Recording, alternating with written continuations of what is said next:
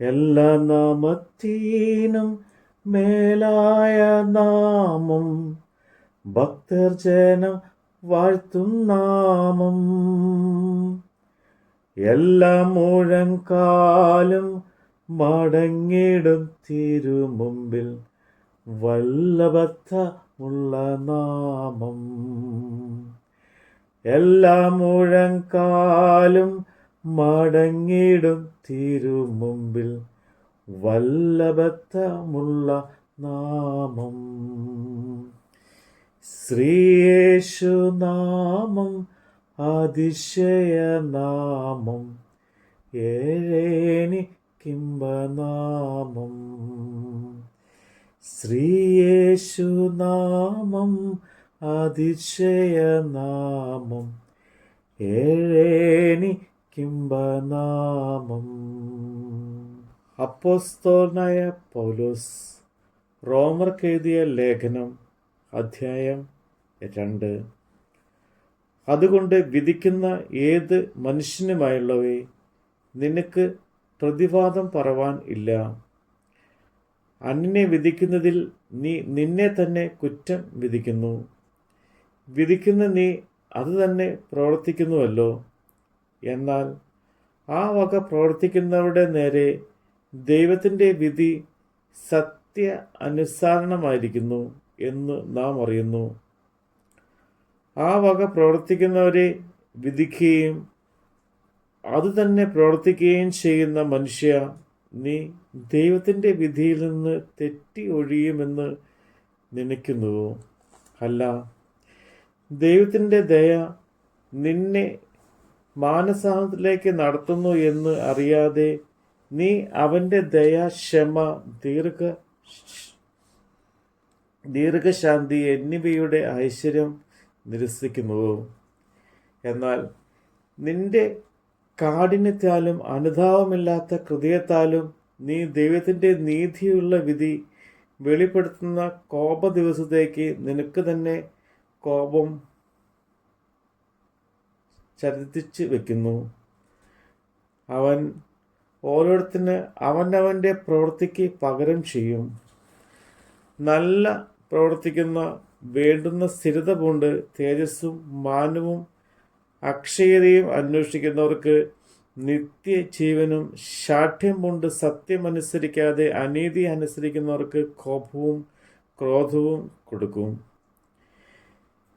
തിന്മ പ്രവർത്തിക്കുന്ന ഏത് മനുഷ്യാത്മാവിനും കഷ്ടവും സങ്കടവും ആദ്യം യഹൂദനും പിന്നെ യവനും വരും.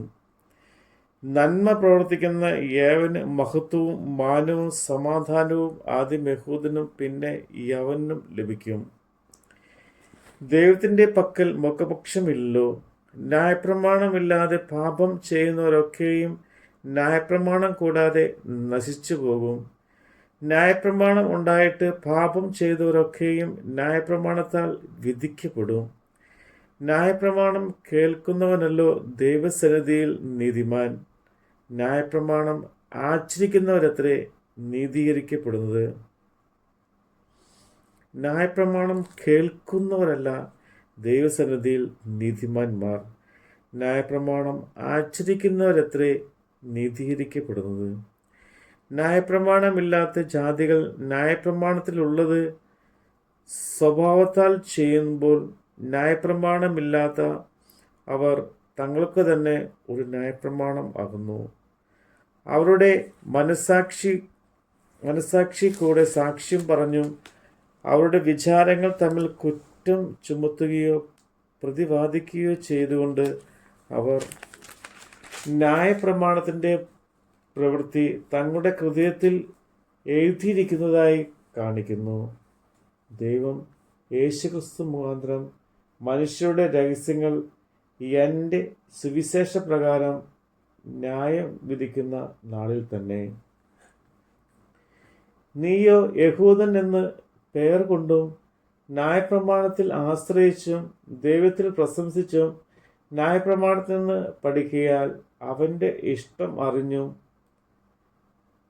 ഭേദങ്ങൾ വിവേചിച്ചും ജ്ഞാനത്തിൻ്റെയും സത്യത്തിൻ്റെയും സ്വരൂപം ന്യായപ്രമാണത്തിൽ നിന്ന് നിനക്ക് ലഭിച്ചതുകൊണ്ട് നീ കുരുടക്ക് വഴി കാട്ടുന്നവർ, ഇരുട്ടിലുള്ളവർക്ക് വെളിച്ചം, മൂഢരെ പഠിപ്പിക്കുന്നവൻ, ശിശുക്കൾക്ക് ഉപദേഷ്ടാവ് എന്ന് ഉറച്ചുമിരിക്കുന്നുവെങ്കിൽ, ഹേ അന്യെ ഉപദേശിക്കുന്നവനെ, നീ നിന്നെ തന്നെ ഉപദേശിക്കാത്തത് എന്ത്? മോഷ്ടിക്കരുത് എന്ന് പ്രസംഗിക്കുന്ന നീ മോഷ്ടിക്കുന്നുവോ? വ്യഭിചാരം ചെയ്യരുത് എന്ന് പറയുന്ന നീ വ്യഭിചാരം ചെയ്യുന്നുവോ? വിഗ്രഹങ്ങളെ വെറുക്കുന്ന നീ ക്ഷേത്രം കവർച്ച ചെയ്യുന്നുവോ? ന്യായപ്രമാണത്തിൽ പ്രശംസിക്കുന്ന നീ ന്യായപ്രമാണ ലംഘനത്താൽ ദൈവത്തെ അപമാനിക്കുന്നുവോ? നിങ്ങൾ നിമിത്തം ദൈവത്തിൻ്റെ നാമം ജാതികളുടെ ഇടയിൽ ദുഷിക്കപ്പെടുന്നു എന്ന് എഴുതിയിരിക്കുന്നുവല്ലോ. നീ ന്യായപ്രമാണം ആചരിച്ചാൽ പരിച്ഛേദന പ്രയോജനമുള്ളത് സത്യം. ന്യായപ്രമാണം ലംഘിയായാലോ നിന്റെ പരിച്ഛേദന അഗ്രചരമമായി തീരുന്നു. അഗ്രചർമ്മി ന്യായപ്രമാണത്തിൻ്റെ നിയമങ്ങളെ പ്രമാണിച്ചാൽ അവൻ്റെ അഗ്രചർമ്മം പരിച്ഛേദന എന്ന് എണ്ണുകയില്ലയോ? സ്വഭാവത്താൽ അഗ്രചർമ്മിയായവൻ ന്യായപ്രമാണം അനുഷ്ഠിക്കുന്നു എങ്കിൽ അക്ഷരവും പരിച്ഛേദനയുമുള്ള ന്യായപ്രമാണ ലംഘിയായ നിന്നെ അവൻ വിധിക്കുകയില്ലയോ? പുറമെ യഹൂദനായവൻ യഹൂദനല്ല, പുറമെ ജഡത്തിനുള്ളത് പരിച്ഛേദനയുമല്ല. അകമേ യഹൂദനായുള്ളത്രേ യഹൂദൻ, അക്ഷരത്തിലല്ല ആത്മാവിനുള്ള ഹൃദയ പരിച്ഛേദനയത്രേ പരിച്ഛേദന. അവന് മനുഷ്യരല്ല ദൈവത്താൽ തന്നെ പുകഴ്ച ലഭിക്കും. നമ്മുടെ കർത്താവിൻ്റെ വചനമാണ് നമ്മൾ കേട്ടത്. എണ്ണമില്ല പാപം എന്നിൽ നിന്നു നീക്ക, എന്നിൽ കനിഞ്ഞ നാമം, അന്യനെന്ന മേലെഴുത്തു എന്നേക്കുമായി മാച്ചു തന്ന ഉന്നതൻ്റെ വന്ധ്യനാമം. അന്യനെന്ന മേലെഴുത്തു എന്നേക്കുമായി മാച്ചു തന്ന ഉന്നതൻ്റെ വന്ധ്യനാമം. ശ്രീയേശുനാമം അതിശയനാമം, ഏഴേനിക്കിമ്പനാമം.